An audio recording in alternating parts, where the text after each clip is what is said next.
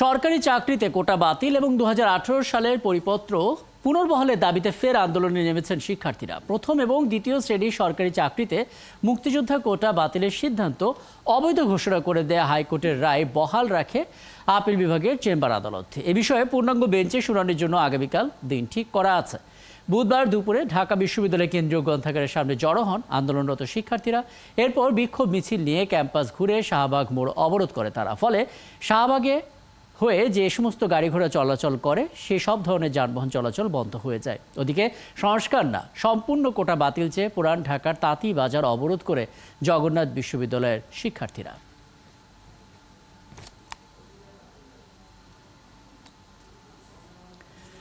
কোটা নিয়ে আসলে কি চলছে আমরা পরিস্থিতি বুঝতে চাই। আগামীকাল উচ্চ আদালতের শুনানির দিকে নিশ্চয়ই নজর রাখবে কোটার পক্ষ এবং বিপক্ষ দুই পক্ষই। আমরা কথা বলি, আমাদের সঙ্গে আছেন এই কোটা বিরোধী ছাত্র আন্দোলনের একজন কর্মী, ঢাকা বিশ্ববিদ্যালয়ের শিক্ষার্থী আসিফ মাহমুদ, এবং আছেন মুক্তিযোদ্ধা কোটা পুনর্বহালের পক্ষে রিট দায়েরকারী ওহিদুল ইসলাম তুষার। আপনাদের দুজনকে স্বাগত জানাচ্ছি এবং অনেক ধন্যবাদ জানাচ্ছি আমাকে সময়টা দেওয়ার জন্য। ধন্যবাদ আপনাকেও, একাত্তর টিভিকে এবং একাত্তর টিভির সাথে যারা সংযুক্ত হয়েছেন তাদেরকেও ধন্যবাদ জানাচ্ছি। ধন্যবাদ। আমি আসিফ মাহমুদ আপনার কাছে আসতে চাই, মানে কোটা নিয়ে আদালত যে সিদ্ধান্ত দেবে সেটা তো আগামীকাল, কিন্তু আজ থেকেই কোটা বাতিলের দাবিতে পথে নেমে পড়ার কারণটা কি? আমরা ধরে নেব আদালতের উপর আপনারা আস্থা রাখতে পাচ্ছেন না বা এরকম কিছু? দেখুন, আমরা কিন্তু আজ থেকে পথে নামিনি। আমরা 5 জন যেদিন কোটার ব্যাপারে আদালত যে সিদ্ধান্তটা দিয়েছে সেদিন সন্ধ্যা থেকে রাজপথে নেমেছি এবং ঈদের ছুটি কাটিয়ে আবার আজ টানা তৃতীয় দিনের মতো আমরা আমাদের কর্মসূচি পালন করছি এবং আমরা আদালতের উপর সর্বোচ্চ বিশ্বাস রাখি এবং আমরা মনে করি আদালত শেষ পর্যন্ত শিক্ষার্থীদের পক্ষে রায় দেবে। আমরা আমাদের দাবিটা জানাতে চাই। 18 সালে কোটার যে সিদ্ধান্তটা, কোটার বিষয়ে যে সিদ্ধান্ত, সেটা ডিসাইডেড হয়ে গেছে অলরেডি। সারা দেশের জনগণ, জনমত এবং শিক্ষার্থীরা সারা দেশে যে আন্দোলন গড়ে তুলেছিল তার ভিত্তিতে সরকার একটা সিদ্ধান্ত নিয়েছে 6 বছর যাবত।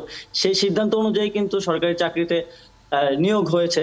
এখন হঠাৎ করে হাইকোর্ট যে রায় দিয়েছে, আমরা জানি না কিভাবে এই রায় ছাত্র সমাজ এবং জনগণের রায়ের বিরুদ্ধে গেল, আমরা জানি না। আমরা আশা করি আগামীকালকে আপিল বিভাগ সেই রায়টি পুনর্বিবেচনা করবেন এবং 18 সালের যে পরিপত্র সেই পরিপত্র পুনর্বহাল করবেন।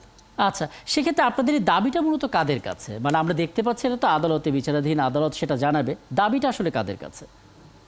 আমাদের দাবি স্পষ্টভাবেই সরকারের কাছে, কারণ আমরা মনে করি কোটা ব্যবস্থার একটা স্থায়ী সমাধান হওয়া উচিত। 18 সালে যে সমাধান হয়েছে সেটাও পরিপূর্ণভাবে স্থায়ী সমাধান বলা যায় না। সেটা প্রথম এবং তৃতীয় শ্রেণীর জন্য 9ম থেকে 13তম গ্রেড পর্যন্ত কোটা বাতিল করা হয়েছে। আমরা চাই 9ম থেকে 20তম গ্রেড পর্যন্ত সকল গ্রেডে কোটার একটি যৌক্তিক সংস্কার করা হোক এবং সেখানে আমরা আমাদের প্রস্তাবনায় আমাদের দফায় আমরা বলেছি যে শুধুমাত্র প্রতিবন্ধী এবং যারা আমাদের ক্ষুদ্র নৃগোষ্ঠী আছেন, যারা সত্যিকার অর্থে পিছিয়ে পড়া জনগোষ্ঠী, তাদেরকে সংবিধান অনুযায়ী অনগ্রসর জনগোষ্ঠী হিসেবে তাদেরকে বিবেচনায় রেখে সর্বোচ্চ 5% কোটা দিয়ে একটি ব্যবস্থা করতে হবে এবং এর জন্য কমিশন গঠনের মাধ্যমে দীর্ঘমেয়াদী একটি সিদ্ধান্তে আসতে হবে, যার ফলে আমাদেরকে বারবার যাতে রাজপথে নেমে আন্দোলন না করতে হয়। আমরা এর একটা স্থায়ী সমাধান চাচ্ছি।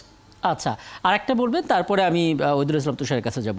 সেটা হচ্ছে আসিফ, মানে আমরা দেখতে পাচ্ছি আপনাদের দিক থেকে আপনাদের যুক্তি দিয়ে হয়তো আন্দোলনটা নিশ্চয়ই যৌক্তিক, কিন্তু শাহবাগের পরিস্থিতি আপনি দেখেছেন, আজকে গাড়ি ঘোড়া একেবারে থেমে আছে, অনেকে পায়ে হেঁটে বাসায় ফিরছেন। মানে মানুষকে কষ্ট দিয়ে আসলে দাবি আদায়টা না করে অন্য কোনো প্রক্রিয়া কি ছিল না? দেখুন, আজকে আমরা এখানে কথা বলছি কারণ আমরা গতকালকে শাহবাগ অবরোধ করেছিলাম। সে কারণে আমরা যদি গতকাল শাহবাগ অবরোধ না করতাম, মেইন স্ট্রিম মিডিয়াও সেখানে যাচ্ছিল না। আমরা ক্যাম্পাসে দীর্ঘদিন ধরে আন্দোলন করে আসছি, আমাদের দিকে কেউই নজর দিচ্ছিল না, যে কারণে আমাদেরকে বাধ্য হয়ে শাহবাগ সহ সারা দেশের গুরুত্বপূর্ণ পয়েন্টে অবরোধ করতে হয়েছে। এবং আপনারা খেয়াল করে দেখবেন, আমরা কিন্তু সেফ প্যাসেজ দিয়েছি যে যারা জরুরি কাজে ছিল, যেমন অ্যাম্বুলেন্সকে আমাদের স্বেচ্ছাসেবকরা খুব সুন্দরভাবে পাস করে দিয়েছে সেখান থেকে। এবং আমরা কোনো প্রকার জনদুর্ভোগ তৈরি করতে চাই না। আমরা চাই যত দ্রুত সময়ের মধ্যে সম্ভব আমাদের দাবি যেন আদায় হয়। এবং আমরা তো আসলে রাজপথের বা মিছিলের জন্য বিশ্ববিদ্যালয়ে আসিনি, আমরা এসেছি পড়াশোনা করতে। আমরা আবার পড়ার টেবিলে, আমরা আবার লাইব্রেরিতে, আমরা আবার হলের রিডিং রুমে ফিরে যেতে চাই। সেজন্য আমরা চাই যত দ্রুত সম্ভব আমাদের দাবিগুলো মেনে নেওয়া হোক। আচ্ছা, আমি এবার একটু ওহিদুল ইসলাম তুষার আপনার কাছে আসতে চাই। মানে 2018 সালে যখন পরিপত্র জারি করা হলো, সরকারের পক্ষ থেকে একটা সংস্কার করা হলো, তখন মুক্তিযোদ্ধা কোটা পুনর্বহলের পক্ষে রিট করেন। মানে এর কারণটা আসলে কি? আমাদের খালি চোখে যেটা দেখলে মনে হবে যে চাকরির জন্য তো মেধা দরকার, কোটার প্রয়োজনটা আসলে কেন থাকতে হবে বা দেখেন আসলে? ধন্যবাদ আপনাকে। আপনার প্রথম প্রশ্নে আমার প্রশ্ন আছে যে চাকরিতে মেধার দরকার, আপনি কোথাও পাবেন না যে কোনো মেধাবীকে নিয়োগ দেওয়া হয়। ঠিক আছে, কোনো সার্কুলারে বলা হয় না যে মেধাবীদেরকে চাকরি দেওয়া হবে, নিয়োগ দেওয়া হবে। স্পষ্টতই ওখানে বলা হয় যে একটা আবেদনের যোগ্যতা দেওয়া হয়, একটা মাপকাঠি দেওয়া হয়, সেটা সবার জন্য উন্মুক্ত। আর আপনারা যেটা প্রতিষ্ঠিত করতে চাচ্ছেন বা এই যে আমি কে তুমি কে, মেধাবী মেধাবী, এটা একটা অপশব্দ। কারণ কোটার বিপরীত শব্দ কখনোই মেধা হতে পারে না। ঠিক আছে, বাংলাদেশে না, এরকম এখানে যদি আমি একটু কারেকশন আনার অনুরোধ করি, প্রতিষ্ঠিত করতে চাচ্ছে এই কথাটা ঠিক আমার কাছে পরিষ্কার না। মানে আমি এখানে কোনো কিছু প্রতিষ্ঠিত করতে বসিনি। আর দ্বিতীয় কথা হচ্ছে, যদি মেধার প্রয়োজন না থাকে তাহলে পরীক্ষাটা কেন হবে, ভর্তি পরীক্ষা বা চাকরির জন্য পরীক্ষা? শুধু যাচাই বাছাই। কারণ হচ্ছে আমাদের যেই দেখেন আপনার বাংলাদেশের সরকারিতে কিন্তু, সরকারি চাকরিতে কিন্তু পদ সংখ্যা খুবই কম, সেইখানে আমাদের বেকার সংখ্যা কিন্তু অনেক বেশি। তো ইচ্ছা করলেই আপনি সবাইকে, এখানে প্রত্যেকটা মানুষই আসলে মেধাবী, এখানে কাউকে অমেধাবী বলার সুযোগ নাই। ঠিক আছে, অর্থাৎ প্রত্যেকটা মানুষই মেধাবী। আমাদের সিট সংখ্যা কম থাকে কিন্তু আমাদের আবেদনকারীর সংখ্যা অনেক বেশি থাকে। আপনি নিশ্চয়ই জানেন যে বিসিএস পরীক্ষায় প্রায় 4 থেকে 4.5 লক্ষ কিন্তু আবেদন করে থাকে, কিন্তু আমাদের সিট থাকে কতজন? 21, 22 বা 2000 বা 1500 বা 1800। সবাইকে কি চাকরি দেওয়া সম্ভব? সম্ভব না। তাহলে এখন কোটাদারীরা কিভাবে অমেধাবী আপনি বলেন? যে সবার সাথে একই যোগ্যতায় একই প্রশ্নে উন্মুক্ত প্রতিযোগিতার মাধ্যমে প্রিলিমিনারি, রিটেন এবং ভাইবা পাস করে তাদেরকে প্রায়োগিক ক্ষেত্রে নিয়োগ দেওয়া হয়। তাহলে এই পরীক্ষার্থীটা যারা আপনার সবার সাথে উন্মুক্ত প্রতিযোগিতা করে আপনার রিটেন ভাইবা পাস করে তাদেরকে নিয়োগ দেওয়া হয়, তাদেরকে আপনি কিভাবে অমেধাবী বলে থাকেন? সেটা তো বোধগম্য না। আপনি দেখেন যে তৎকালীন যে পিএইচসির চেয়ারম্যান ছিলেন সাদিক স্যার এবং তৎকালীন পিএইচসি ছিলেন সাদত স্যার, উনি কিন্তু স্পষ্টত একটা বলেছেন, আপনি পাবেন যে কোটা বাতিল সংক্রান্ত বা আপনার সংস্কার সংক্রান্ত একটা প্রতিবেদনে কিন্তু সাদিক স্যার ওখানে মতামত ব্যক্ত করেছেন। আমি স্পষ্টত ওই মতামতটা আছে আমার, এই যে বাতিল সংক্রান্ত যে প্রতিবেদন আছে, আপনি যদি কখনো সংগ্রহ করেন ওখানে এই প্রতিবেদন আছে। আমি শুধু কয়েকটা বিষয় জেনে তারপরে আমি যাব। সেটা হচ্ছে, প্রথম কথা হচ্ছে যে কোটার সুবিধাটা কোথায়? যারা কোটাতে আছেন তারা কি সুবিধাটা পাচ্ছেন? সেটা শুধু হচ্ছে প্রায়োগিক ক্ষেত্রে প্রিলি, রিটেন, ভাইবা পাস করার পর কিছুটা সুবিধা পাচ্ছেন। মনে করেন যে 500 সিট আছে, এখন একজন ছেলে 500তম হয়ে সে আপনার একটা সিট পেল না, বা একটা জেনারেল ক্যাডার পাইছে, কিন্তু একজন মুক্তিযোদ্ধার সন্তান সে 501তম বা 502তম হয়ে সে একটা ক্যাডার পেয়ে গেছে। পার্থক্য এইটুকু, এর বাইরে পার্থক্য নাই তো। কারণ হচ্ছে সবাই উন্মুক্ত প্রতিযোগিতার মাধ্যমে যাচ্ছে, হয় কোটা থাকার কারণে জাস্ট হচ্ছে একটা চাকরি পাচ্ছে, কিন্তু সবার সাথে উন্মুক্ত প্রতিযোগিতার মাধ্যমে যেতে হচ্ছে সবাইকে। তাহলে এখানে তো প্রশ্ন, মানে যেহেতু আলাদা কোনো ভ্যালু তৈরি করছে না, সেক্ষেত্রে আসলে কোটার প্রয়োজনীয়তাটা কি দেখেন? না, সেই ক্ষেত্রে প্রয়োজনীয়তাটা অবশ্যই আছে। দেখেন যে চাকরির বাজারটা অনেকটা ডিফিকাল্ট, ঠিক আছে, যেহেতু বেকার সংখ্যাটা অনেক বেশি। তাহলে যারা মনে করেন যে ছেলেটা রাঙ্গামাটি, খাগড়াছড়ি বা অন্য জায়গা থেকে আসছে, যে ছেলেটার বাবা মহান মুক্তিযুদ্ধে তার পরিবার ক্ষতিগ্রস্ত হয়েছে, সেই ছেলেটা কিন্তু বা সেই পরীক্ষার্থীটা কিন্তু ঢাকা শহরে নটরডেম বা পিকারুননেসা বা অন্যান্য প্রতিষ্ঠানের মতো সেই সুযোগ সুবিধাটা পেয়ে আসে নাই। তো একটা নাম্বার কম সে পেতেই পারে। ঠিক আছে, একটা নাম্বার কম পেয়ে দেখা যাচ্ছে সে একটা ক্যাডার পাচ্ছে বা একটা চাকরি পাচ্ছে, এর বাহিরে তো আর কিছু নাই। আপনি ইন্ডিয়ার দিকে তাকান, ইন্ডিয়াতে কিন্তু আপনার ভিন্ন প্রশ্নে, অর্থাৎ কোটাদারীদের সাথেই আপনার প্রতিযোগিতা করে থাকে, কিন্তু বাংলাদেশে কিন্তু সেই সিস্টেম নাই। অর্থাৎ সবার সাথে উন্মুক্ত প্রতিযোগিতার মাধ্যমে আমাকে চাকরি পেতে হচ্ছে, আলাদা কোনো ফ্যাসিলিটি আমি পাচ্ছি না। প্রায়োগিক ক্ষেত্রে আমি একটু ফ্যাসিলিটি পাচ্ছি, ওই যে আপনার সিট আছে যেটা বলছিলাম 2000, কিন্তু আপনি 2001 আসন পান নাই, কিন্তু আমি 2001 একটু থামে। আপনি আসলে খুব চমৎকার করে আপনার জায়গাটা তুলে ধরলেন। হ্যাঁ, অনেকগুলো পয়েন্ট আপনি তুলে ধরলেন। আসিফ মাহমুদ, আপনি আসলে কি বলবেন? মানে কোটাধারী যারা বা কোটার পক্ষে যারা, তারা তো বলছেন যে তারা শেষে গিয়ে সামান্য কিছু হয়তো সুযোগ তারা পাচ্ছেন, কিন্তু সবকিছুই তো একই পর্যায়ে তারা করছেন, এমনটা তারা বলছেন। আপনাদের দিক থেকে কি বক্তব্য থাকবে? জি, তুষার ভাই ভারতের একটা উদাহরণ দিলেন। ভারতে যে কোটা ব্যবস্থাটা সেটা মূলত লোয়ার কাস্ট যারা হচ্ছে সমাজের অনগ্রসর, দেশের অনগ্রসর গোষ্ঠী, তাদের জন্য দেয়া হয়। তো এখানে ভারতের কোটা ব্যবস্থার সাথে আসলে তুলনা দিতে গেলে আমাদের আরো মনে হচ্ছে তুষার ভাইয়ের একটু বেশি লসই হয়ে যাবে। কারণ হচ্ছে ভারতে কিন্তু শিক্ষায় কোটার সুবিধাটা পায় না, শুধুমাত্র চাকরিতে পায়, এবং সেক্ষেত্রে শুধুমাত্র না না, এটা এটা এটা এটা ভুল। একটা চাকরিতে এটা আমি পায়। থামায় দিচ্ছি। আপনি ইন্ডিয়ান ইনস্টিটিউট অফ টেকনোলজি, আপনি যদি দেখেন ইন্ডিয়ান ভারতে ইনস্টিটিউট অফ কিন্তু টেকনোলজি একাধিকবার, তুষার ভাই, আচ্ছা আচ্ছা, আমি এখানে ভারতের রেফারেন্সটা না নিই, আমরা এখানে ভারতের রেফারেন্সটা না নিয়ে শুধু আমাদের রেফারেন্সের কথা বলি। একাধিক আসিফ, বলুন। চাকরিতে কিন্তু কোটা ব্যবহার করছে বাংলাদেশে যারা কোটাধারী। ভারতে কিন্তু সেরকমটা হচ্ছে না। আমরা এবং ভারতের তুষার ভাই রেফারেন্সটা যেটা বাদ দিই বলছেন যে আসিফ, আমরা মেধার ভারতের পরিচয়- রেফারেন্সটা বাদ মেধার- দিচ্ছি। জি, আমরা আমাদের মেধার কথাটা বলি। পরিচয়- জি, তুষার ভাই বলছেন যে মেধার পরিচয় দিয়েই আসতে হচ্ছে, 3টা পরীক্ষা দিয়েই আসতে হচ্ছে, তাহলে কোটার প্রয়োজনটা কোথায়? আমাদের কোশ্চেন এটাই। আজকে আমাদের কর্মসূচিতে আপনারা যদি খেয়াল করে থাকেন, আপনাদের রিপোর্টার ছিলেন, আজকে আমাদের কর্মসূচিতে একজন মুক্তিযোদ্ধা পরিবারের সন্তান, একজন মুক্তিযোদ্ধা, বীর মুক্তিযোদ্ধার নারী, তিনি বক্তব্য দিয়েছেন। তিনি স্পষ্টভাবে বলেছেন যে যোগ্যতা এবং মেধা এবং যোগ্যতা দিয়ে আমি আমার নিয়োগ, আমার চাকরি, আমার পড়াশোনা আমি করতে চাই, এবং তিনি কোথাও কোটা ব্যবহার করেননি।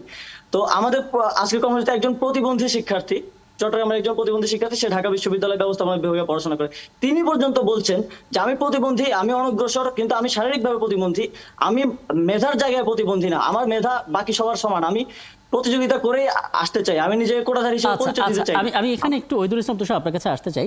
মানে এই প্রশ্নটার মুখোমুখি আমরা প্রতিবেদন তৈরি করতে গিয়েই পড়ি যে আমরা তো আমি আপনার কাছে আসবো, জনাব ওইদুল ইসলাম তুষার, আপনার কথা আমরা আসলে শুনতে পাচ্ছি না, আপনি একটু আনমিউট করে নেবেন। ওইদুল ইসলাম তুষার, আপনি শুনতে পাচ্ছেন আমাকে? ওইদুল ইসলাম তুষার, আপনাকে শুনতে পাচ্ছি না, আপনি একটু আনমিউট করে নেবেন, বোধহয় মিউট হয়ে জি গেছে। জি শুনতে পাচ্ছি। আচ্ছা, শুনতে পাচ্ছি। হ্যাঁ, একটা বিষয় একটু জানতে চাই আপনার কাছে। মানে প্রথমত মুক্তিযোদ্ধাদের প্রতি আমাদের সবারই একটা বিনম্র শ্রদ্ধা আছে, কারণ এই দেশটা আমরা পেয়েছি তারা বুক চিতিয়ে লড়াই করেছেন বলে। কিন্তু আমরা তো স্বাধীনতার 50 বছর পার করে ফেলেছি, এবং দেখা যাচ্ছে দীর্ঘ সময়ে মুক্তিযোদ্ধা সন্তানদের জন্য আলাদা একটা কোটা থেকেছে, সেই সম্মানটা আমরা দিয়েছি। এখন এই সময় এসেও কেন কোটা থাকতে হবে, যেখানে বেশিরভাগ মুক্তিযোদ্ধাদের সন্তানরাই তাদের সরকারি চাকরিতে আবেদনের বয়সটাই হারিয়ে ফেলেছে? আমি চমৎকার একটা প্রশ্ন করেছেন, এটার জন্য আপনাকে ধন্যবাদ। দেখেন যে 1972 সালে 5ই সেপ্টেম্বর সর্বপ্রথম কোটা ব্যবস্থা দেওয়া হয়েছিল, এবং এই কোটা ব্যবস্থা প্রবর্তন করা হয়েছিল সংবিধান গৃহীত হওয়ার পূর্বে, অর্থাৎ গণপরিষদে সংবিধান গৃহীত হয়েছিল 4 নভেম্বর এবং সংবিধান কার্যকর হয়েছিল 16 ডিসেম্বর 1972 সালে। আর এই কোটা ব্যবস্থাটা প্রবর্তন করা হয়েছিল 5ই সেপ্টেম্বর 1972 সালে, এবং এটা গণপরিষদে একই সাথে দুইটা জিনিস আপনার সমর্থিত হয়েছিল, একটা হচ্ছে সংবিধান, খসড়া সংবিধান, আর একটা হচ্ছে এই কোটা ব্যবস্থা। এখন দেখেন, মাত্র যখন 72 সালে আপনার কোটা ব্যবস্থা দেওয়া হয়েছিল, 73 সালে জেনারেল সহ মাত্র 350 জন বীর মুক্তিযোদ্ধাকে নিয়োগ দেওয়া হয়েছিল, জেনারেল সহ 350 জনকে। মাত্র 3.5 বছরের মাথায় জাতির পিতা বঙ্গবন্ধু শেখ মুজিবুর রহমানকে হত্যা করার পরে, অর্থাৎ 75 থেকে 1996 সাল পর্যন্ত কোনো মুক্তিযোদ্ধাই চাকরিতে ঢুকতে পারে নাই, এবং যারা ফাঁকে ঢুকেছিল 73 সালে তাদেরকে চাকরিচ্যুত করা হয়েছে। এবং আপনি দেখেন যারা চাকরিরত ছিল তাদেরকে বিভিন্ন সময় চাকরিচ্যুত, হয়রানি, আপনার অবসরকালীন ছুটি, হ্যাঁ, মানে এই যে তাদেরকে হয়রানি করা হয়েছে, নিশ্চয়ই সেই জায়গা থেকে আসলে নানাভাবে প্রতিবাদ করা, ব্যবস্থা নেওয়ার একটা সুযোগ ছিল। কিন্তু আজকে এই প্রজন্মকে কেন সেই কোটার সুবিধাটা? 93 সাল পর্যন্ত মুক্তিযোদ্ধারা কিছুই পায় নাই। 93 সালে যখন আওয়ামী লীগ সরকার ক্ষমতা আসলো, তখন বীর মুক্তিযোদ্ধাদের বয়স শেষ। আপনি দেখেন বীর মুক্তিযোদ্ধাদের জন্য যেটা দেওয়া হয়েছিল তাদের বয়স শেষ। তারপরে দেখুন 97 সালে মুক্তিযোদ্ধা নাতি সন্তানদেরকে দেওয়া হলো।